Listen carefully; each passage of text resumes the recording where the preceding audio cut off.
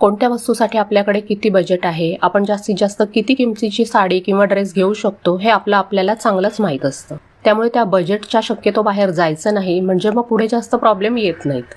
नवीन काही घेतलं म्हणजे आनंद होतो हे खरं आहे, पण तो आनंद वाढवायचा असेल ना तर 2 गोष्टी नक्की करा.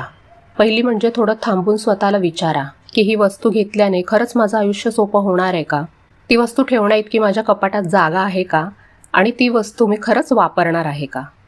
अगदी माझी मुलंसुद्धा एखादी वस्तू पाहिजे असं म्हणतात ना, तेव्हा त्या वस्तूच्या किमतीच्या सुद्धा आधी मी हे विचारते की तू वापरणार आहेस का? कारण वस्तू फक्त आवडल्या म्हणून घ्यायच्या आणि मग कुठेतरी त्या साठवून ठेवायच्या किंवा ती वस्तू आपल्याकडे आहे हे चक्क विसरून जायचं, असं खरंच होतं की नाही हे मला कमेंट करून नक्की सांगा.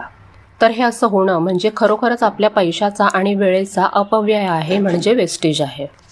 एक वाक्य माझ्या घरातल्या एका ज्येष्ठ व्यक्तीच्या तोंडून मी ऐकलं होतं, ते मला इथं जरूर सांगावं असं वाटतं. ते नेहमी म्हणायचे की फक्त कमवायचं कसं ते कळून उपयोग नाही, गमवायचं कसं हे सुद्धा कळलं पाहिजे.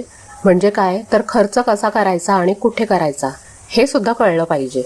बरं, आता इथं मी तुम्हाला इतक्या शहाणपणाच्या छान छान गोष्टी सांगते, ह्याचा अर्थ असा आहे का की मी ऑनलाईन शॉपिंगमध्ये एकदम परफेक्ट झाली आहे? तर नाही. जगात परफेक्ट असं काहीच आणि कोणीच नसतं. आजसुद्धा छोटी मोठी चूक माझ्याकडून होते, म्हणजे एवढी सगळी काळजी घेऊन सुद्धा एखादी वस्तू तितकी मनासारखी नाही मिळत. पण पूर्वीपेक्षा आता बरीच सुधारणा आहे. खूप मोठा घोटाळा मी कधीच केलेला नाही आहे आणि छोट्या मोठ्या गोष्टींसाठी मी स्वतःला दोष देत नाही. जास्त विचार करत नाही, पुढच्या वेळी अजून काळजी घ्यायची, एवढंच.